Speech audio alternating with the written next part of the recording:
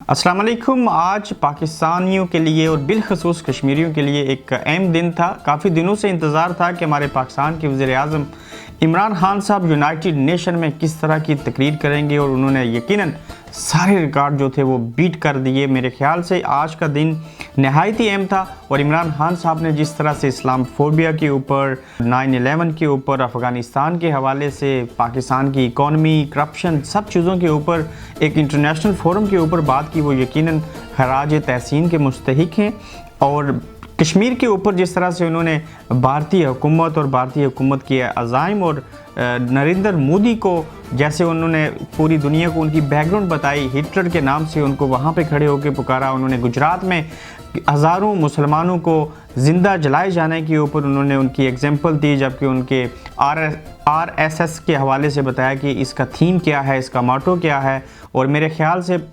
जुल्फ़िकार अली भुट्टो के बाद अगर किसी पाकिस्तानी प्राइम मिनिस्टर ने यूनाइटेड नेशन के अंदर तकरीर की है तो वो आज की तकरीर है। और इसमें उन्होंने न सिर्फ हमारे इस्लाम, दीन इस्लाम, अल्लाह की किताब और नबी करीम सल्लल्लाहु अलैहि वसल्लम की ज़िंदगी की जो कुरान और हदीस थी उसकी रोशनी में सारी चीज़ें मुसलमान बाकी दुनिया के सामने रखी कि मुसलमानों को क्यों दहशतगर्द कहा जाता है। 9/11 के बाद हमने कितना सफ़र किया, हमारे माशी हालात की जो ख़राबी की सबसे बड़ी वजह है वो 9/11 के बाद के हालात थे।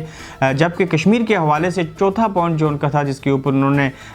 लाइट 3 मरतबा उन्होंने ऑन की कि आपका टाइम ख़त्म हो चुका है, आप अब बात ना करें। लेकिन उसके बावजूद इमरान खान ने जो है अपनी बात को जारी रखा और बात को मुकम्मल किया और कश्मीर के ऊपर तफसील के साथ उनको बताया कि हम और भारत जो है वो न्यूक्लियर पावर्स हैं दोनों, और अगर ये कश्मीर का मसला हल नहीं होता तो इसके लिए बाकी दुनिया में जो है अगर कोई जंगी हालात पैदा होते हैं तो वो इसकी लपेट में आएंगे। जबकि कर्फ्यू के हवाले से उन्होंने कहा कि फिल वॉर अग्रेसिव होकर उन्होंने ये अल्फाज अदा किए कि आपको चाहिए कि वहाँ से भारत के ऊपर दबाव डाला जाए और वो इस जो वहाँ पे पाबंद सलासल हैं लोग, उनको घरों से जो मैसूर हैं उनको बाहर निकलना चाहिए। और यूनाइटेड नेशन को बहुत अच्छा रिमाइंडर दिया कि आप ही के पास मसला कश्मीर के हल के लिए जो करारदादें हैं आपके पास मौजूद हैं और आपकी ज़िम्मेदारी बनती है ऊपर अमल दरामद करवाएं।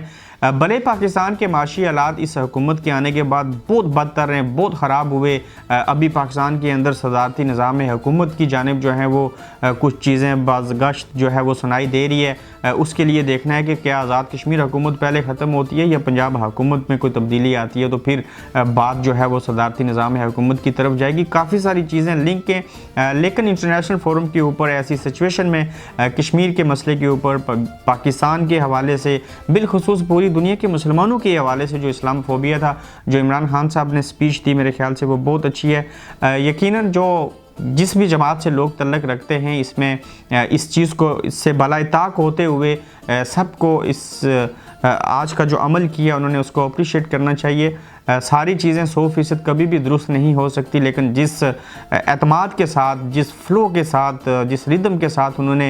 यूनाइटेड नेशन में मुसलमानों की और बिलखुसूस पाकिस्तान की और कश्मीरियों की नुमाइंदगी की है, उसके ऊपर मैं समझता हूँ कि एक बहुत अच्छा इनिशिएटिव था। और हमें खान साहब की आज की स्पीच को डेफिनेटली याद रखते हुए और ये उम्मीद रखनी चाहिए आइंदा आगे कि शायद इस स्पीच का कोई असर हो और भारत जो है वो कश्मीरियों के ऊपर जो पाबंदियाँ लगाए हुए है वो जल्द ख़त्म हो जाए।